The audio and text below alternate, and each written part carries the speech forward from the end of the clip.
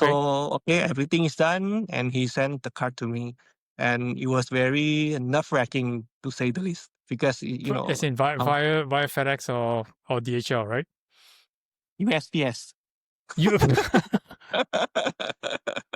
I think it was USPS, if I remember correctly. okay. So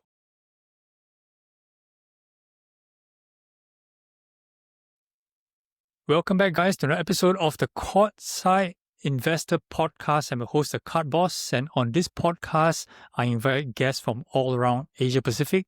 I had guests from Hong Kong, Malaysia, Singapore, Australia, Philippines, and today I got my very first guest from Indonesia. He's Tim. He's OTKDS_cards on Instagram. How are you doing, man, buddy? hi, how are you? I'm good. Good. Thank you for Excellent, man. inviting me again. No worries, man. Just thank you for taking the time to come and share your amazing stories. I'm looking forward to this one since when you say yes to do this podcast, man. My pleasure. All right. Okay, but before we begin, okay, I'm going to take a pause for a moment to invite our audience to just have a look at your Instagram. Now, I have the Instagram listed down here for people to see, OTKDS_cards, and just spend 30 seconds to look at all the crazy stuff you have right there.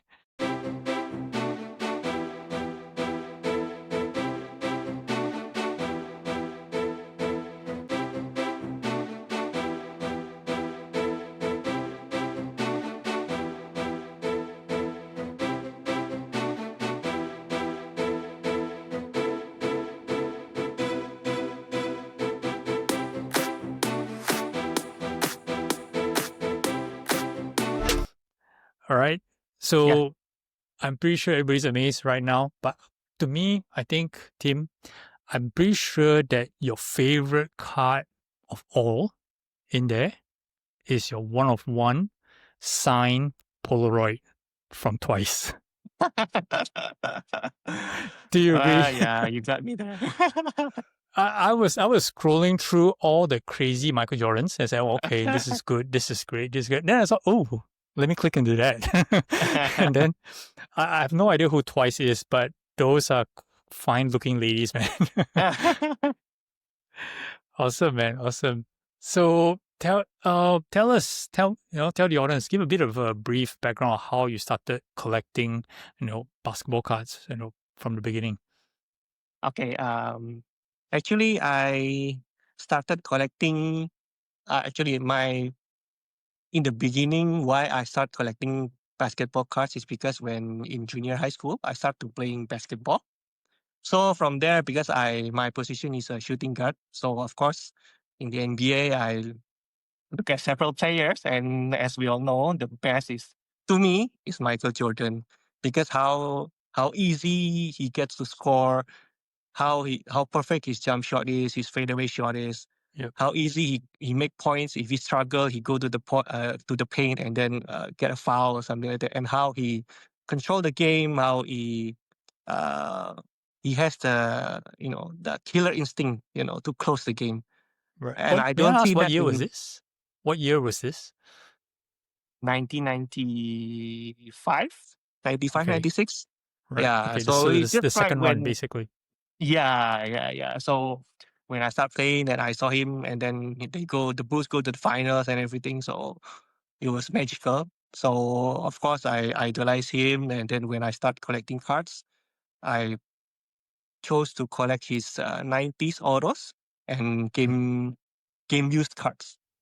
I Right. focused that, yeah. Right. So And I was it yeah. like straight away that you knew that this is what you wanted to get? Because most people, when they first start collecting, is they buy some loose packs first and then get a feel of the hobby, and then only they start buying the expensive stuff. So did you dive straight in? No, of course, I started from collecting base cards first from random Uh-huh. players, so eventually when I got to know Jordan, then I start to focus, especially when I go to US to study. So Mhm. from there, I start to get exposed to eBay and stuff. So everything Right. buying gets easier, right? So yeah, so I start to uh, focus my collecting on Jordan, only I see. Jordan. And you didn't actually need to like attend, card shows, or back then there were probably not a lot of card shows, but did you go to the physical shops in the US? Because pretty sure there are like tons of shops right in the US. Because my town is pretty small, so there's only one or two shops. Mm-hmm. So I didn't really go there because I think there was not many Jordans also. Mainly they are selling boxes, inserts, and everything. But Jordan is easier to go from eBay to get from eBay actually. Right. Okay. And were you like buying just singles, right? So I assume that you don't rip any Yes. packs, so just straight buy singles. Yeah, because I don't have luck in breaking box. So Right. I prefer to just straight buy the cards that I want. Okay. And you said that you were interested in the autographs, and this was the late 90s autographs, right? So that's when the first few Jordan autographs came out, especially, and as well as game used cards. So were you from the get go dive straight into this, or were you like buying other Michael Jordan cards in the beginning, like inserts and stuff like that? In the beginning, because I only work part time at that Mm-hmm. time, so I only have limited funds. Mm-hmm. So mainly I bought is game used cards like jersey cards, Mm-hmm. patch cards. Auto is a bit out of reach at the time. So Mm-hmm. actually started buying autograph when I came to Singapore uh, to work permanently lah, full time. Right. And what year was that? Yeah, 2008. So I've been here 2008. 17 years. Wow. Now working the math, that's quite a long time, bro. Yeah. Oh, actually, Right. I also worked for 1 year in LA, full Mm-hmm. time job after graduation. Over there, I think I also bought maybe I think one or two lah, at the most Right. autograph card. Yeah, but So I do mainly you got my remember? explanation. Okay. Do you remember what is your first Michael Jordan autograph card that you actually purchased? Ooh, that was tough. I don't think I remember. You I don't think probably I sold it remember. already then. I think I probably sold it. Yeah, because it Awesome. was not like it was not like the Grail that I obtained. No, I think it's one of those common autograph to start with Awesome. lah. Got it. So I guess if you were active buying Michael Jordan, especially the high end autograph cards in around 2008 and beyond, right? Hmm. So obviously you've been collecting for a number of years, and the prices of Michael Jordan cards has been, of course, creeping up year on year on year. So Yes. how did you manage to keep everything together? Because I know some people, especially from Asia, right? When they're going through their careers, and then there's life, come in the way. Maybe you need to buy a house or buy a car Hmm. and things like that. So they tend to sell the basketball cards tend to go first, right? So Yes. how did you manage to keep it all together? I think it's just a love for the cards, I guess. Because Right. this is my main hobby. I mean, I don't Hmm. like shopping. I don't like buying gadgets, everything. So all my Okay. savings went to, cards, like basically. Right. Okay. Yeah. So maybe I guess people had a sneak peek of your IG, right? So perhaps if you have some interesting stuff that you want to share, for the audience of this podcast. Okay, sure. So I think the first one is this one. I just got it this year, but it's very unique for me because this is the dual on card autograph of this one. I'm not sure if you can see. Pull it back further a bit, towards you a bit. Yeah, it's just a reflection though. Okay, Okay, this I one. see it. It's a Okay. flare. Yes, but this Yep. is the autograph of. I don't think I can saw it well. Yeah, I can't see the auto. So it's Yeah, this is the MJ and autograph of James and Dolores Jordan, the parents of Michael Jordan. okay. Yeah, I'm not sure if you saw it on auction this year, but yeah, this is like one of my grails because I previously had a cut auto of Jordan and James Jordan, but Okay. this one is on cut of both parents. So when I Wow. saw this, I thought I have to have this. Wow. Okay. This is something that you don't see often though, right? Yeah, I Because think this is obviously the first time he's I saw it in like 20 years of collecting that okay. on card autograph of both parents lah. Okay, I'm not a Michael Jordan collector. So in the Michael Jordan collector space, right? Because obviously you're part of this bigger group. Is this one Mhm. of the more highly sought after kind of collectible that's outside of the normal realm of Michael Jordan cards?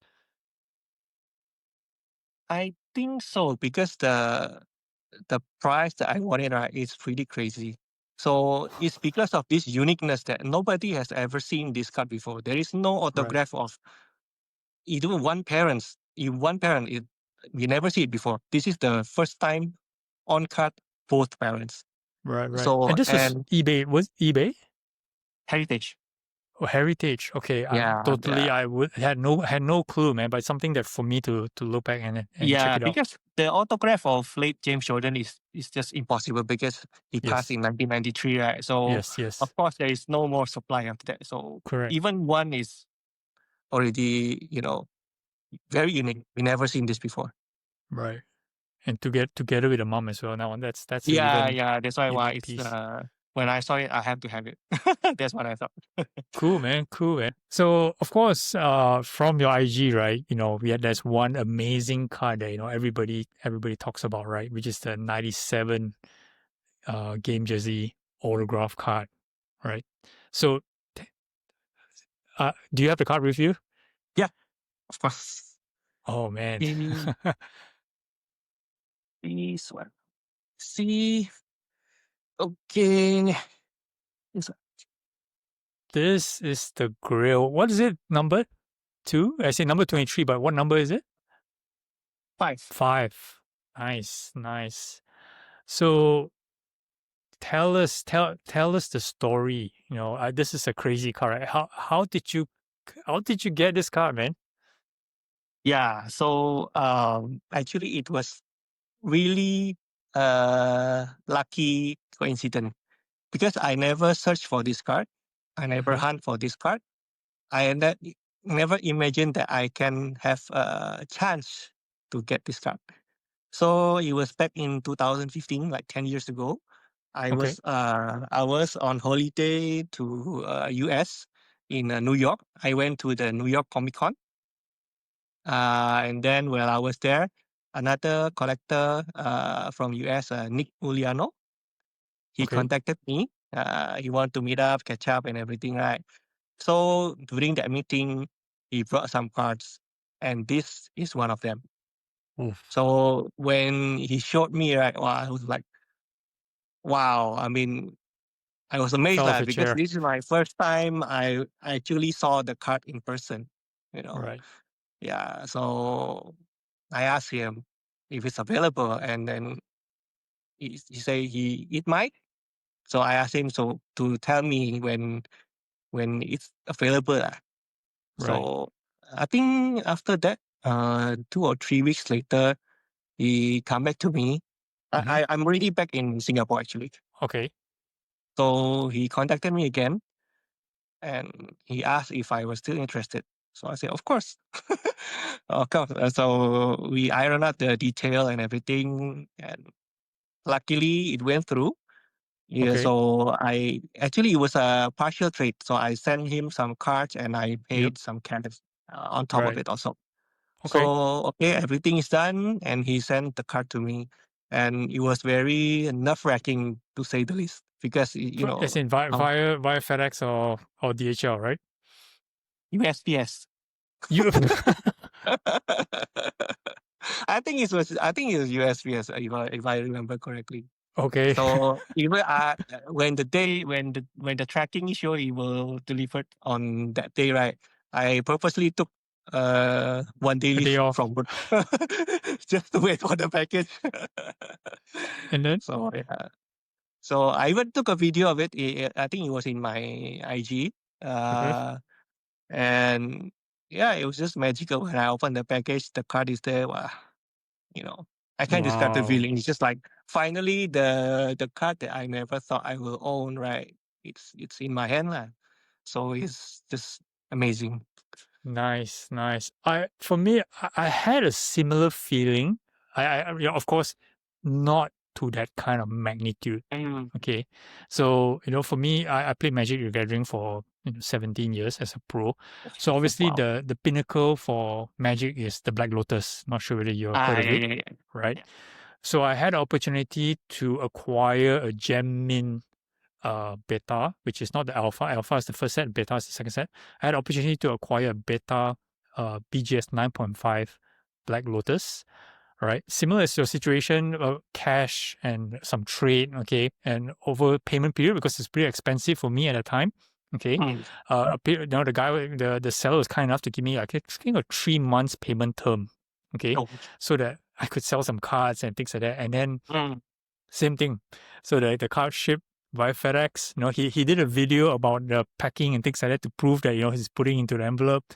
Send me Yeah. the video. I said, oh, cool, and then watch the tracking every day. You see the tracking, and finally it arrived. Oh, that was like, so I know the feeling, but that card, today is insane, right? Same. Yeah.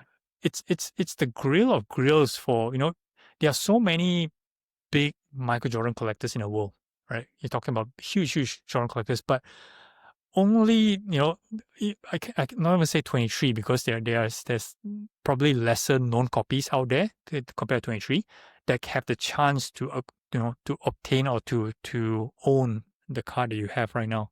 Yes, correct. Awesome. And in addition to that, right? That's the first year Michael Jordan autograph game jersey from the All-Star game. And the Yes. second year, which is the 98, which is the first year Chicago Bulls jersey Yes. that had 6 variations, and you have the Yes. complete set. Yes. I also How, managed to complete the set, I think, during COVID. The last piece was during COVID, 2021. So right. I had to pay, a big price for it, but I decided to go for it because it's my last one. I needed to complete the set, so I just went Right. for it. Okay. I'm not gonna, if you can recall, right? Mm. Don't have to tell me which one, but the very first one, was that the cheapest one that you paid compared to the 6? The very first one? There are 6 of them, right? Yeah. So the first one that you bought out of the 6, was that the Mhm. cheapest? Oh, yeah, of course.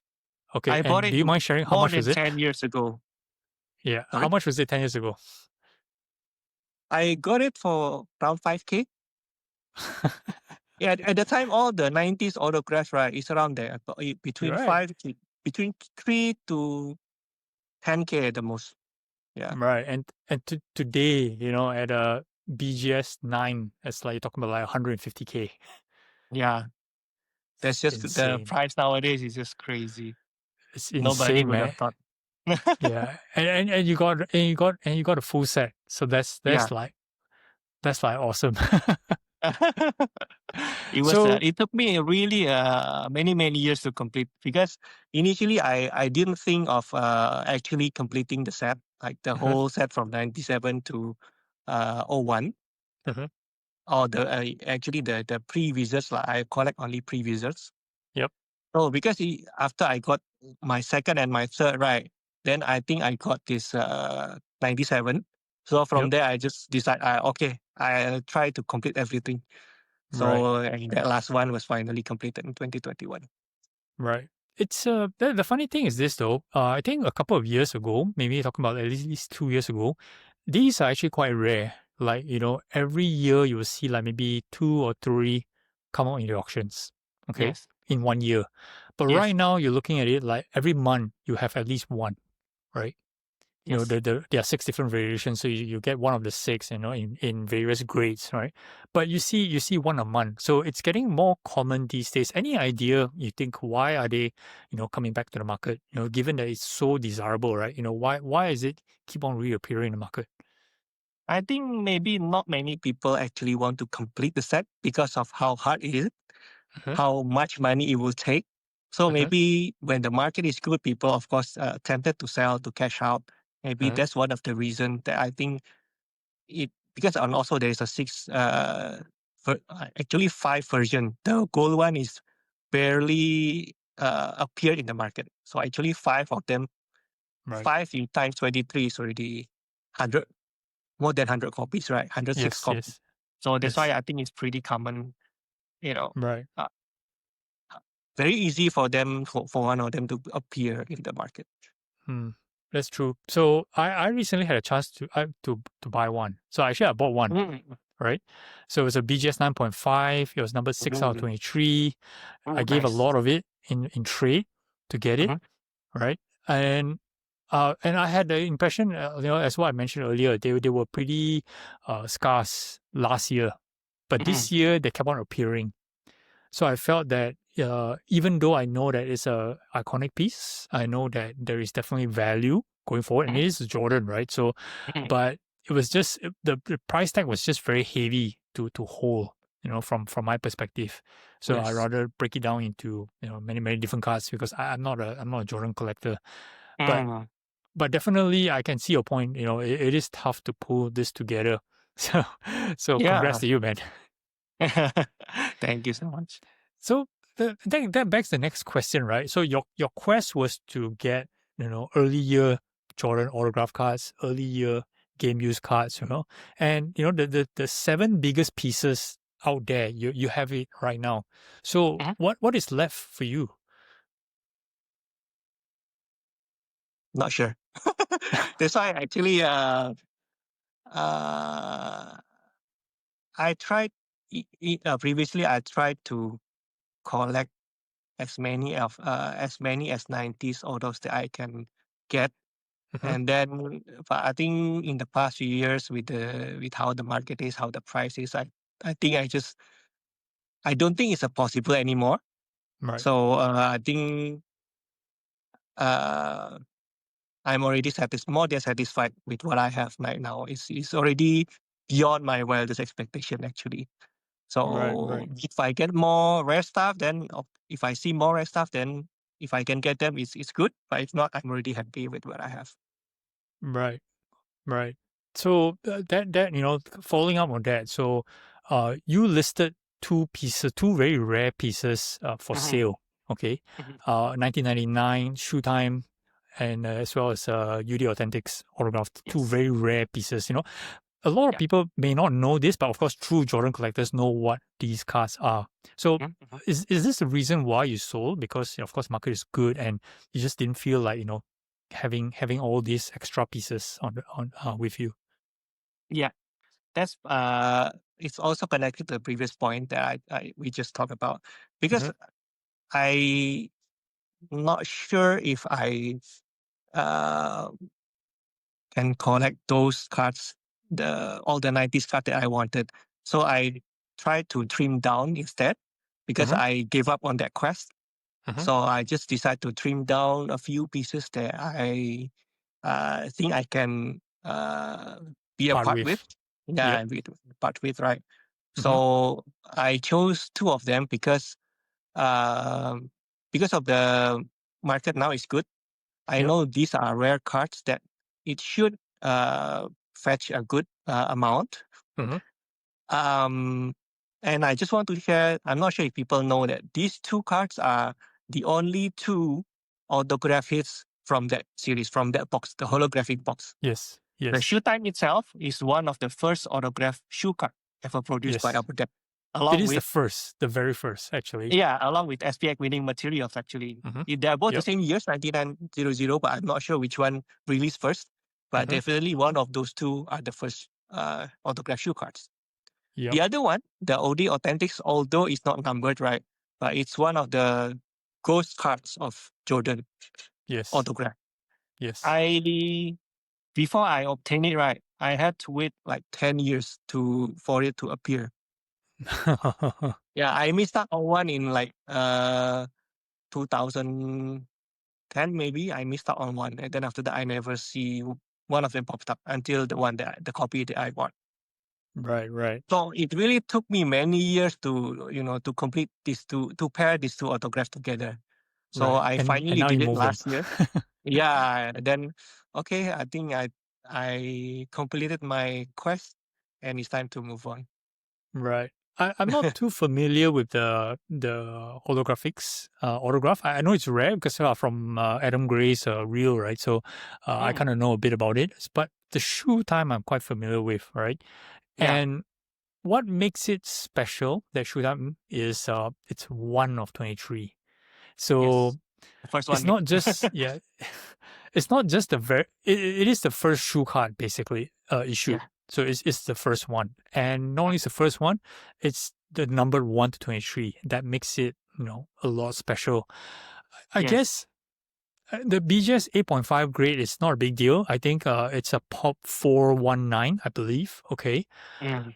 And the autograph is a 9. So, but I can't seem to find the flaw with it, though. Maybe a bit of streak here and there, but it looks like a perfect autograph. So, all in all, great card. Yeah. I hope it Nice. went well on the auction. It will end in end of this Next week, I week. think. End of the month. Yeah. But that gives the next question, right? You chose to list them on Sotheby's, Mm. as Yes. opposed to some of the mainstream auction houses like Goldin, for example. Okay, Yes. where big cards tend to do quite well on Goldin, or even Heritage, for example. So why Yeah. choose Sotheby's?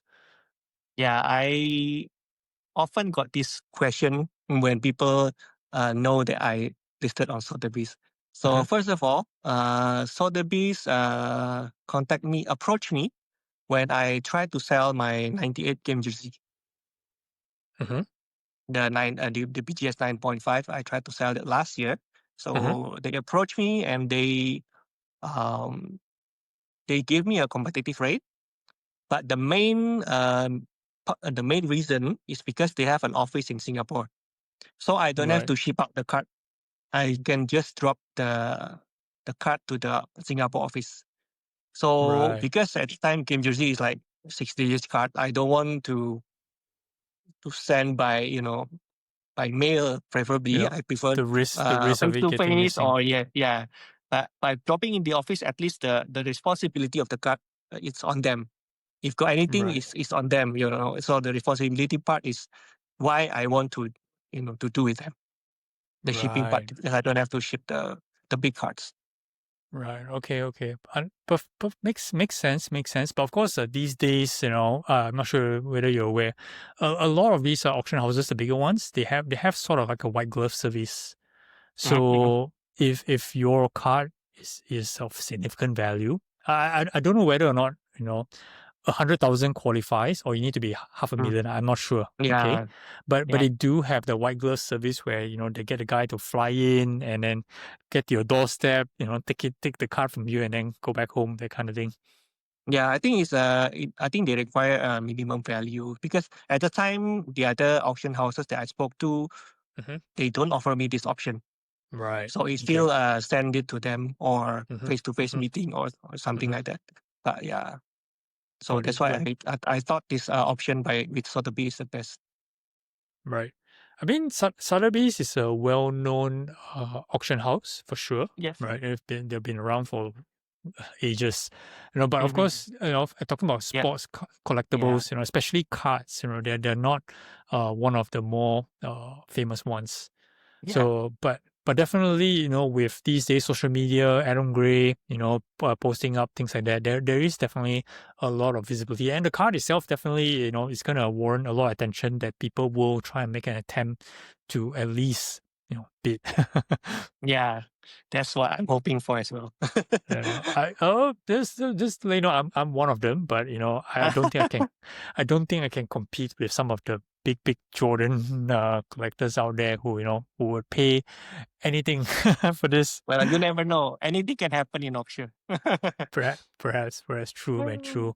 So, I guess selling these two cards is one of your ways to, like you said, trim down your collection.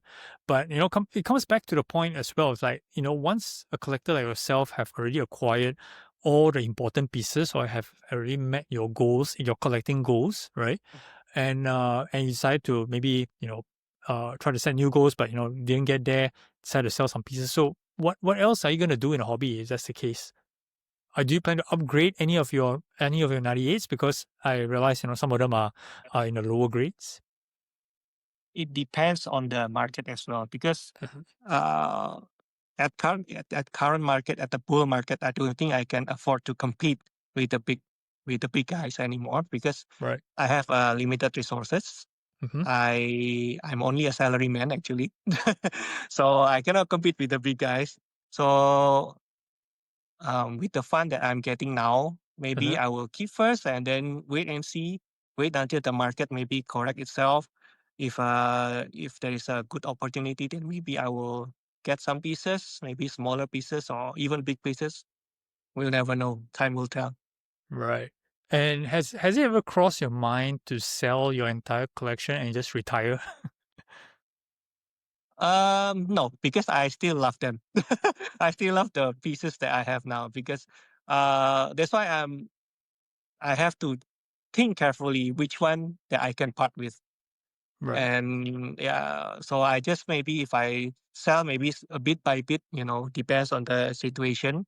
But Hmm. all the big one maybe is the last one. Maybe when I want to retire from the hobby completely someday, then yeah, maybe I'll just let everything go at one shot. It is quite, it's very hard for somebody to say that, look, I want to retire completely, right? Normally that life things gets in the way. Maybe you have kids and stuff like that. But it's Yeah. for a normal person, right? It's quite hard to just say, I'm walking away for good, Yeah. especially with a collection like yours, man. Yeah, because that's why I'm scared to let everything go at once now because who Right. knows, maybe later on down the road I got a buyer's remorse, seller's remorse in this case. So it'll be hard to get them back again. So I just keep first what I really love, and then maybe if the time comes, then maybe it's time to let go. Awesome, awesome. So let me ask you a question. So obviously, you're one of the bigger Michael Jordan collectors that I know in Asia. Okay. Mhm. Of course, there are big Michael Jordan collectors in the US. They talk, we can see them on social media quite a fair bit. Yeah.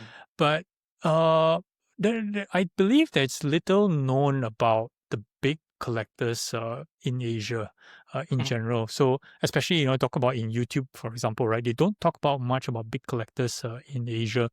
Any reason why, let's say a collector like yourself, choose to stay under the radar a bit? Hmm. I can only speak from my experience and point of view as a Jordan collector. Hmm.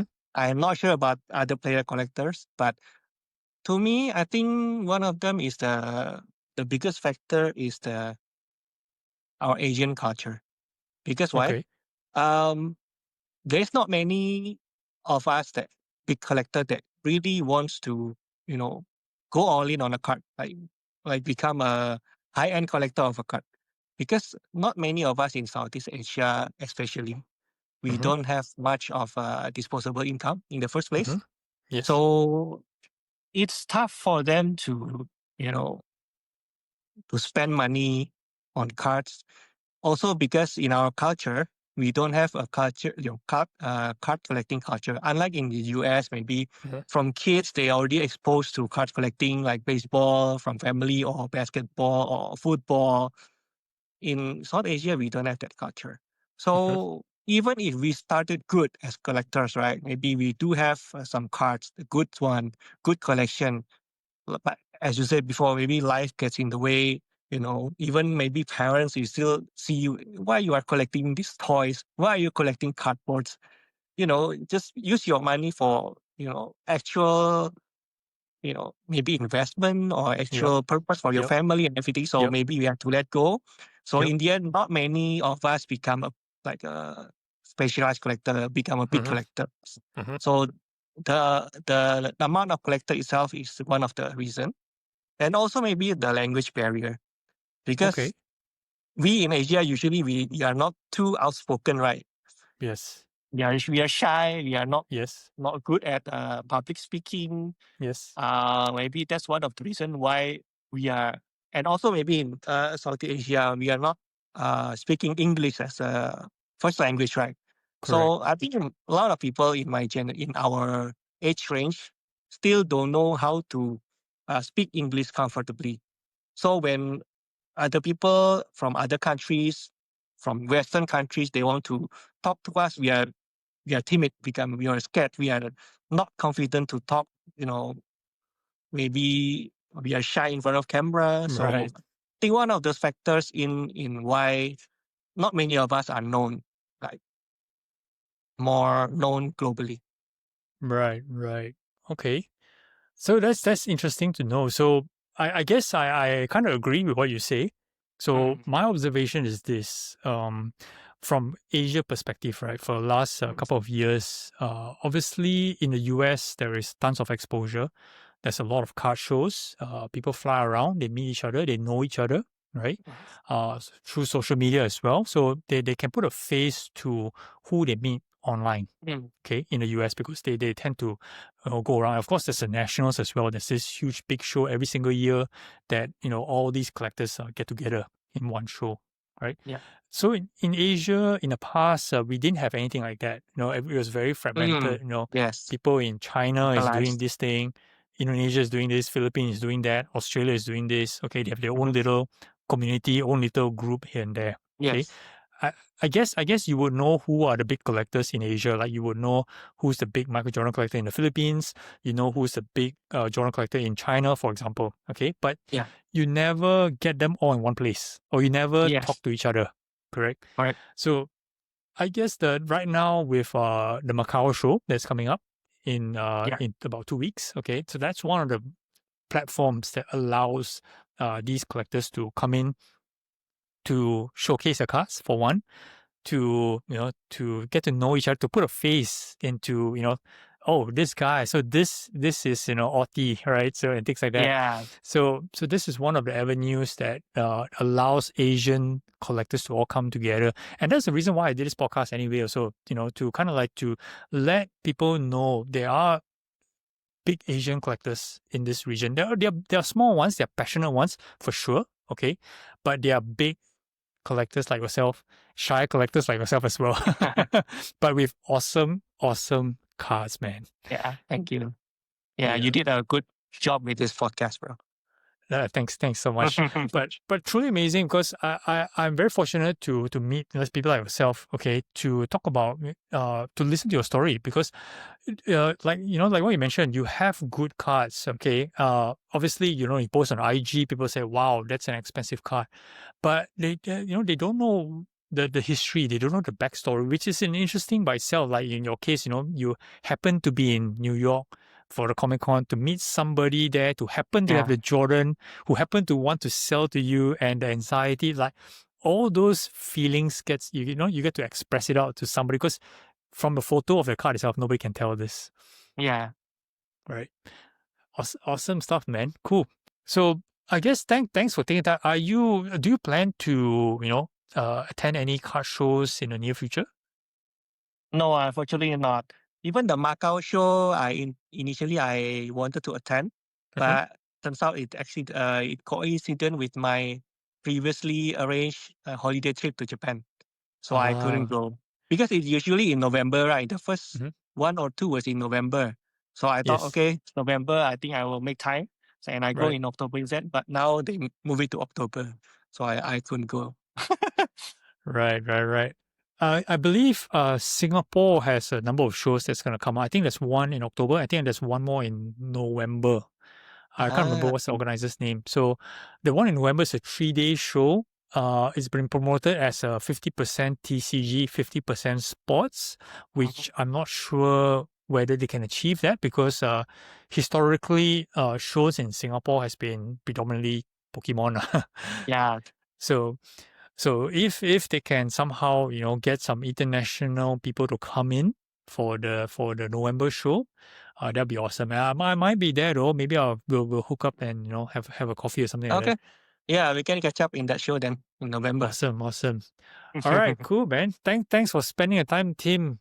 And this was an amazing chat to look at some amazing cards, man. I only see photos of the Jordan. I'm still thinking about it. But, all right. Thank you so much again for inviting me as well.